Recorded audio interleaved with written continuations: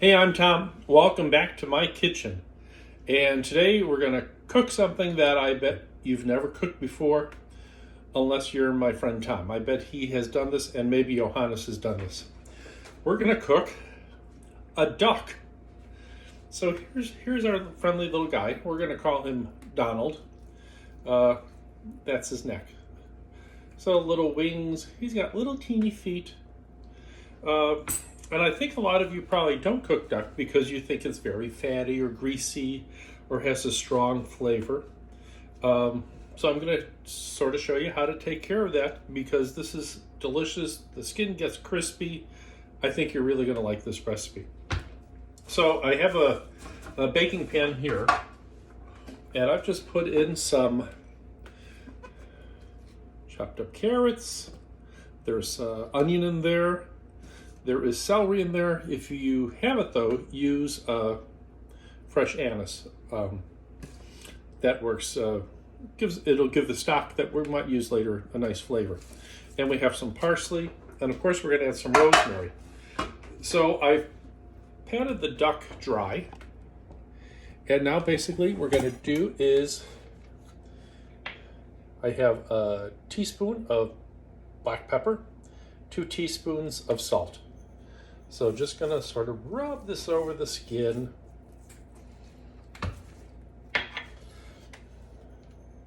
Get some on the breast side as well.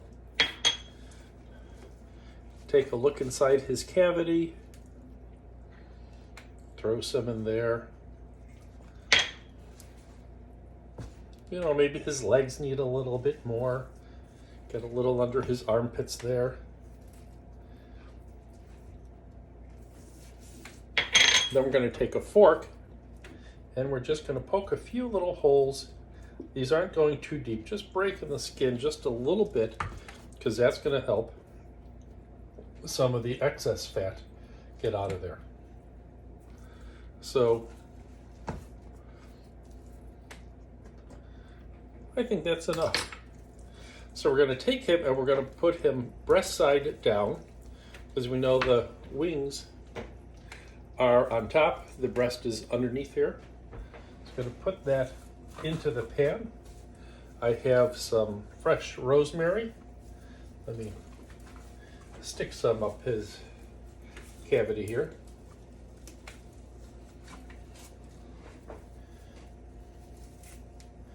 And we're going to put that in the pan. And now we're going to put in about 1.5 cups of white wine. So let's talk a little bit about wine for a minute. I am usually not a white wine drinker, and people, I'm sure, like at your house, people bring you wine, and maybe they know wine, maybe they don't know wine. So if they're not bringing it to serve with the dinner or the occasion you're having over, and you find yourself with this odd collection, I end up usually Googling it. Just to see what did they bring me. Was it just a pretty label? Because some of us get fooled by pretty faces. To see what it is and then what am I going to do with it. Because I read once, most people can tell the difference between a $10 bottle of wine and a $20 bottle of wine. Fewer people can tell the difference between a $20 bottle of wine and a $40 bottle of wine. But almost everybody can tell the difference between a $20 bottle of wine and a $100 bottle of wine. Keep in mind, I read this once also, that wine, when you get it in a restaurant, say it is served as $14 a glass. Pretty much certain that wine costs them then $14. So that sort of tells you how, looking at wines, Joanne told me, in some of your reds, look at the alcohol content. If you find a red wine that's like 8%, 9%, I'm not going to like it. I'm always looking around 14%. And the funny thing is, the current occupant of the White House had increased tariffs on French wine. So if it was 14% or more, the tariff was going to be higher. So you'll see a lot of French wines these days that are 13.75% alcohol. So they reduced it just a bit to still keep it affordable for Americans. Anyway, we have our pan here. We're going to cover this with heavy-duty aluminum foil. And this is going to go into the oven for 90 minutes. So it's going to really roast slowly, and it's going to get all of the fat out of the duck. Once it comes out of the oven, well, I'll save that for later. Well, it's been about 90 minutes, so let's take the duck out of the oven.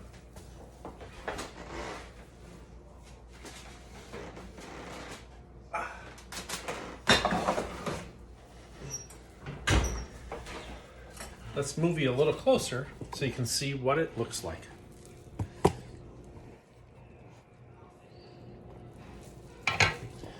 This will be hot, it'll be steamy.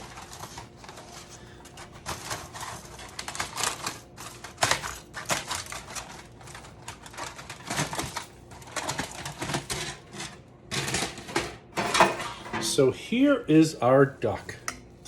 Nicely roasted, some pan juices in there.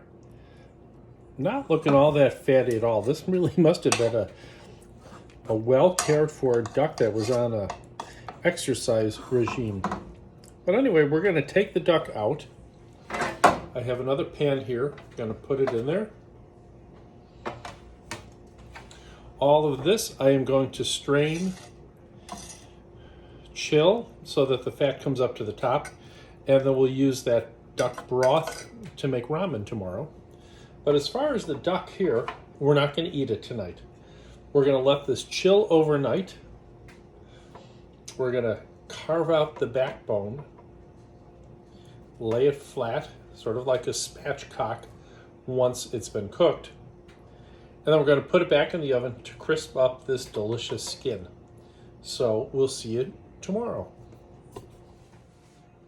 Hey friends, it's been 24 hours since we slow roasted this duck. Well, here's what the fellow looks like now. So now the final step, which is going to make this really delicious. We're going to take out our kitchen shears, and we're going to look here, and here's the backbone. So we're just going to take our shears, and we're going to cut down the backbone.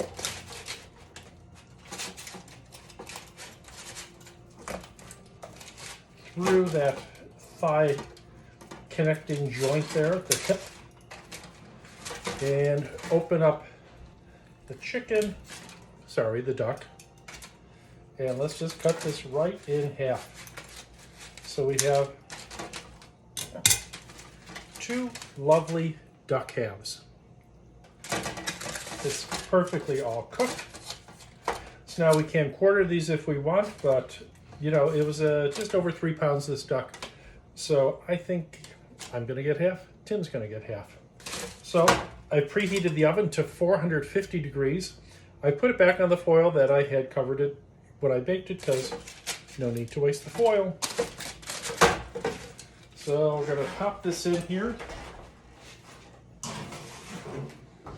for about 20 to 30 minutes, get it all heated up, and get that skin really crisp. Now, over here, I have my cast iron skillet, and I have some diced potatoes, so it's about a little bit smaller than a dice itself. Parboiled them so they're tender but not thoroughly cooked through. And from that duck yesterday, I have this. So under here is all duck stock, per se, or stock duck drippings. On the top is the duck fat. So you can see from that duck, there is fat, not a ton of it though. But I'm just going to take my spoon, scrape that off, put it into my hot cast iron skillet.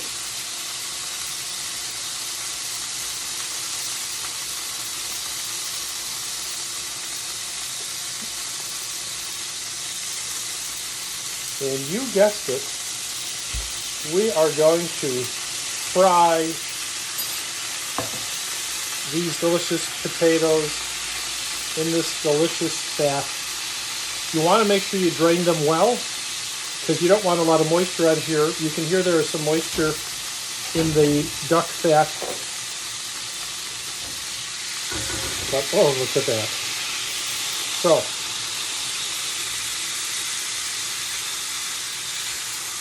nice big pan, try to get those in a single layer. And we're going to let those crisp up. And we'll check back. And in 20 minutes, we'll check on the duck. See you in a bit. Well, the timer is going to go off in about 45 seconds, so I'm going to get finished prepping stuff. I want you to see the potatoes. They're looking mighty good in there.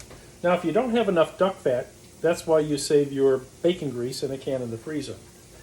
And as you're frying the potatoes, I want you to put them in there and then resist the urge to be turning them all the time. Let them form a nice crust before you start turning them, and then they don't stick to the pan when you do that. So, I have a beautiful platter here that we're going to put the duck on, and the duck is going to rest on a lovely bed of arugula. So just spread out 2 nice big handfuls there. Maybe make it 3.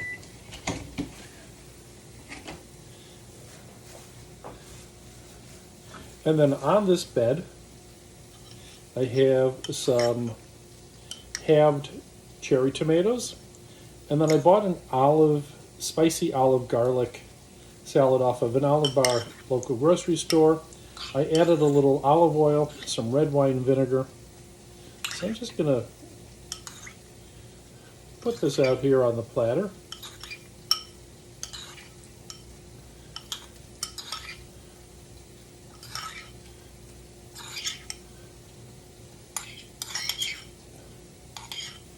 Now we're going to get the duck out of the oven.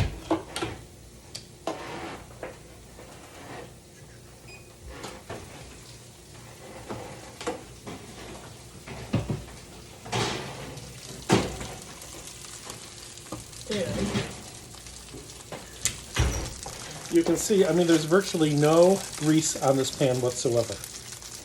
Let me just set these down. That's hot. Ouch. And take our duck halves.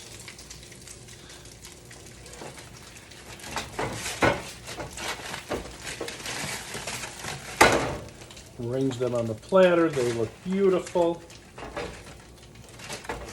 Get this pan out of the way. And our delicious duck fat fried potatoes. And give that a little sprinkle of salt before I put it on.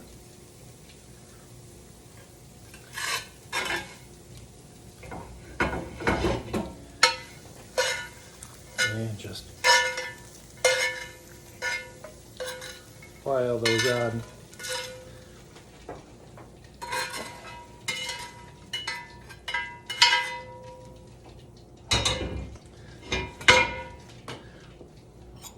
I have just a little bit of the red wine vinegar olive oil in here. Just give that a little drizzle. And dinner is ready. Nice grease-free roasted duck. So if you hadn't made a duck in a while, time for you to make a duck. Anyway, until we eat again, stay happy, stay healthy. Have a great Thanksgiving. Bye.